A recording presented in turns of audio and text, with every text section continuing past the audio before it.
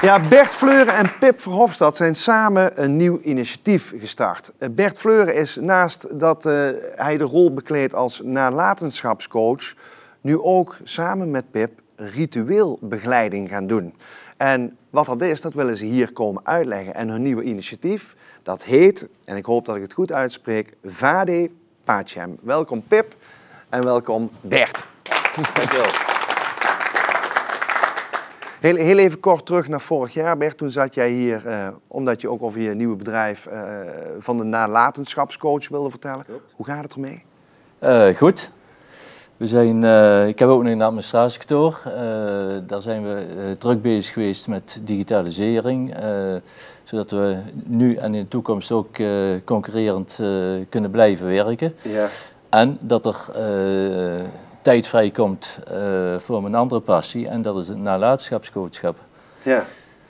En daar aansluitend aan, ja, volgens mij zit daarom Pip ook hier aan tafel. Klopt dat? Klopt. Ik ben onlangs met Pip in gesprek gekomen over mijn nalatenschapscoaching. En ja goed, zij willen ook iets in de richting gaan doen. Ja. En is dat ook gaan doen. Ja, voor heel veel Venraynaren, Pip, ben jij ook een hele bekende muzikant. Je speelt horen. Ik ben horeniste, altijd geweest. Ja, ja. En nog veel meer. Je dirigeert volgens mij. Maar nu dus ritueelbegeleiding. Ja. Onder de naam Vade Pacem. Even wat betekent dat precies? Want mijn Latijn is niet zo goed. Het heeft twee betekenissen. Eigenlijk betekent het hetzelfde. Je kunt het zeggen als in rust gaan. Ja. Of gebiedenderwijs, maar dan vredend, gebarend genoemd. Ga in rust. Ga in rust. Ga in rust. Ja. Maar even nu naar dat ritueel begeleiden, onder die naam. Wat is dat dan? Wat moeten mensen, wat moet ik daarbij voorstellen? Een ritueel begeleider die begint er eigenlijk waar een uitvaarder ophoudt. Die is eigenlijk meer voor de logistiek. En we hadden het net al over de toekomst en luxe, meer aandacht aan dingen kunnen besteden. En bij een uitvaart of bij een afscheidsviering, we doen er altijd heel zwart over, maar het wordt toch steeds meer in richting afscheidsviering, heeft een uitvaartbegeleider veel minder ruimte.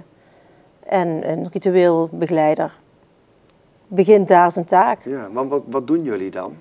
Hoe ziet dat er dan uit? Waar moet ik aan denken? Je gaat de hele mis of viering ga je gestalte geven. Dus ik ga naar de mensen thuis en ik probeer daar werkelijk met al mijn zintuigen dingetjes van de overledene mee te krijgen. Ja. Waar ik iets moois mee kan doen om hem zo naar zijn afscheid te mogen brengen. En hoe ben je naartoe gekomen om dat te doen? Natuurlijk door die horen. Ik heb hem hier staan.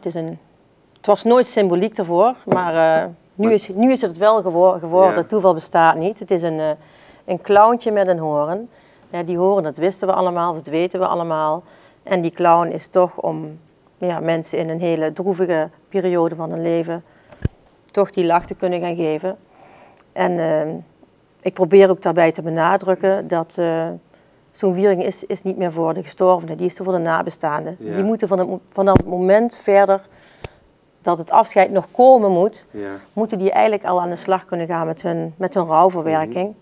En het is echt heel krachtvol als je daar zelf iets bij kan doen. En als je zo overmand wordt door verdriet, denk je echt dat al je kracht je ontnomen is. En daar ga ik proberen te dragen. Ik zal ook misschien door mijn muziekhistorie ook dat meer kunnen doen of anders kunnen doen als de normale ritueelbegeleider die al echt natuurlijk heel erg veel voor de nabestaanden doet. Maar ik probeer juist op mijn muzikale pad daar ligt toch jouw passie. Toch daar betekenis te geven. Dus waar andere mensen zeggen, ik kan dat niet zelf, doe me wat. Draai maar een liedje wat hij zo mooi vindt. Ja. Dan ga ik natuurlijk proberen dat er een kleinkind of wie dan ook, moeder zelf, man, vrouw, dat hij wat kan gaan doen. Of dat met repeteren is, met coachen, een beetje dirigeren, het maakt niet uit. En hoe zit die samenwerking tussen jullie dan? Nou, ik zit meer... Want ik weet niet of jij ook muzikant bent, Bert? Ik ben geen muzikant. Nee. Ja, ik luister wel muzikaal, hij is wel muzikaal. Ik zit heel vaak aan de voorkant van het traject. We gaan inventariseren van wat moet er gebeuren om je nalatenschap zo goed mogelijk daar te krijgen waar je het ook wilt hebben. Mm-hmm. Dus ik kom met mensen in gesprek daarover. En Pip die zit meer... Ja. Dus jullie zijn echt, ja, jullie vullen elkaar in deze dan heel erg aan. Precies. Dus niet dat jullie dezelfde rol bekleden. Nee, absoluut niet. Het is heel goed te scheiden. Ja. Ja. Hey, want het is een nieuw initiatief. Van waaruit werken jullie dan? Waar kunnen mensen, zeg maar, jullie vinden? Wij werken vanuit huis aan de Kempweg 143. En daar hebben we een heel mooi kantoor gemaakt. Bijna klaar. En daar kunnen de mensen terecht. Ja, want het is een nieuw initiatief. En goed, jij bent er een beetje per ongeluk eigenlijk in terecht gekomen. Maar je wil dat nu dus ook, dat is misschien niet zo mooi woord, maar bedrijfsmatig gaan doen. Ja. Hoe ziet dat eruit? Hoe ziet dat eruit? Welke plannen heb je daarbij? Net als bij elke ritueel begeleider, dan word je opgebeld door een uitvader. Of je als ZZP'er werkt, of je doet het zelfstandig, dat telefoontje komt. Voor mij zou het allermooiste zijn, als je echt heel veel betekenisdragers wil hebben, is dat altijd het mooiste van de mens in leven nog te krijgen. Daar zou je het mooiste mee kunnen gaan doen. Ik heb laatst nog iemand voor iemand kunnen betekenen en dat is echt heel mooi om te doen. Die zei, kan ik dit of dat nog voor je doen? En ik heb er iets moois bij bedacht. Ja, kun je dat nog concreter maken dan dit of dat doen? Of is dat een muzikant die wist dat hij ging sterven. Ja. Die dat niet verwacht had, een gezond iemand. En die zei, je hebt nog een paar weken. Ja. En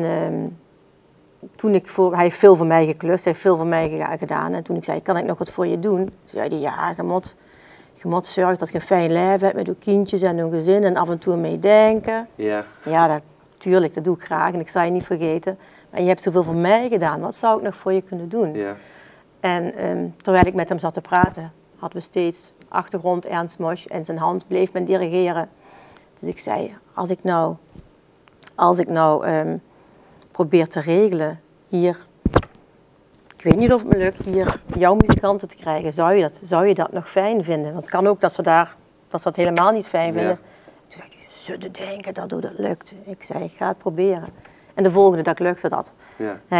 Hij is ons intussen ontvallen vandaag, toevallig. Was het echt afscheid. Ja. Maar iets mooiers. Ja. Horenspelen is heel mooi. Maar dit is bijna nog mooier, dat voor mensen te kunnen betekenen. Dat is heel dankbaar. Dank ook voor dit hele sprekende voorbeeld. En ik denk dat Ferrij heel mooi kennis heeft kunnen maken met wat jullie doen. En ik hoop dat zich velen zullen melden. Dank jullie wel voor dit bijzondere verhaal. Heel graag gedaan. Goed zo. Pip en Bert, dames en heren.